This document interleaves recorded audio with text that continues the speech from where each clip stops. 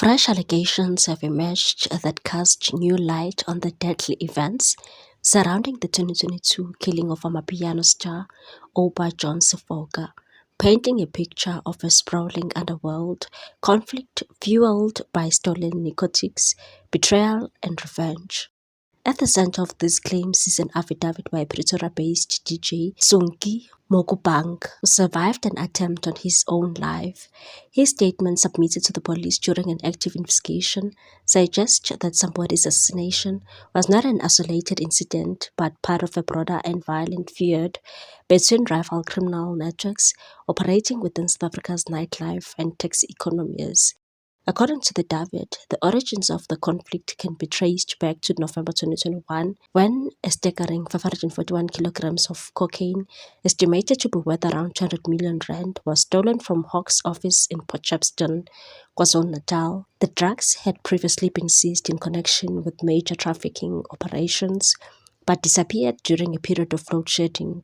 Investigators have since suspected that the theft was highly coordinated, pointing to an inside job rather than opportunistic crime. Mokubang alleges that the missing consignment became the catalyst for a bitter power struggle between two loosely structured but influential factions described as societies. These groups reportedly consist of a mix of taxi bosses, nightclub owners, musicians, and individuals linked to organized crime.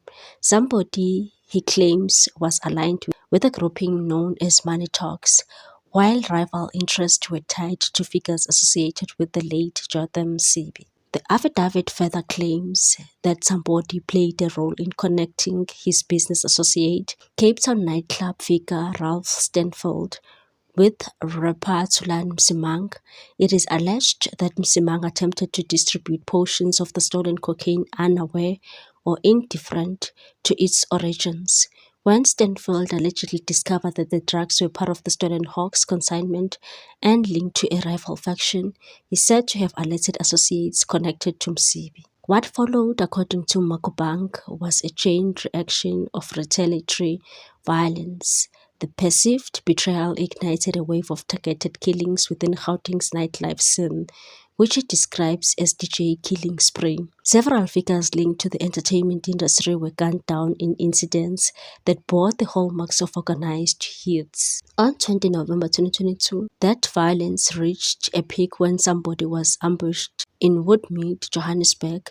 Gunmen opened fire on his vehicle, killing him alongside two of his bodyguards in a coordinated attack that shocked the music industry and fans across the country. Msimang, also implicated in the alleged drug dealings, was later killed in a separate incident. Mokubang himself became a target. In 2024, he survived a near-fatal assassination attempt, sustaining serious injuries. In his affidavit, he claims that Vusi Musiket Madlala, currently detained at the high-security CMX prison, had personally warned him that a hit had been sanctioned against him. Madlala is facing separate charges, including attempted murder and conspiracy to commit murder. The new revelations add another layer to the already complex prosecution case against businessman Katiso Molefe and 3 co-accused.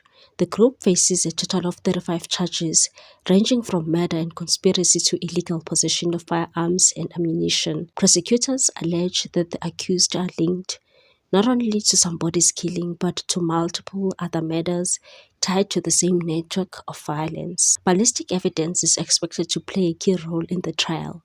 Investigators have reportedly linked a single AK-47 rifle to several high-profile killings, including those of DJ Vintos and engineer Aman Swart, suggesting a coordinated campaign rather than isolated incidents. The case is set to be heard in the Johannesburg High Court in October 2026, where the state is expected to present what could one of the most intricate organized crime prosecutions in recent years.